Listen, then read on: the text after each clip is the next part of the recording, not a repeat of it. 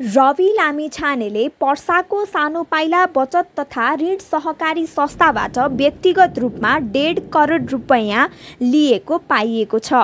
ऋण लिने क्रममा गोर्खा मिडिया नेटवर्कका तत्कालीन प्रबन्ध निर्देशक रवि लामिछाने सो संस्थाको सदस्य समेत बनेको पाइएको छ। रविले सहकारीको सदस्य बनेर भोलिपल्टै ऋण लिएको जिल्ला अदालत पर्सामा आज असार 1 गते दर्ता भएको अभियोग पत्रमा उल्लेख छ। यसरी सदस्य बन्ने क्रममा रविले आफ्नो वास्तविक ठेगाना उल्लेख नगरेको देखिन्छ।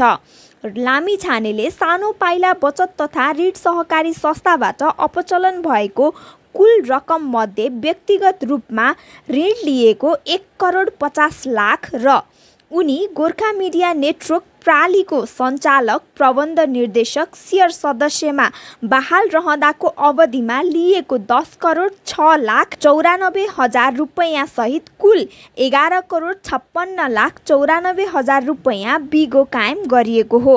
उक्त ऋण लिने क्रममा रवि लामिछानेको नाममा सानो पाइला बचत तथा ऋण सहकारी संस्थामा 1 लाख रुपैयाँको शेयर कायम भएको समेत देखिएको अभियोग पत्रमा उल्लेख छ।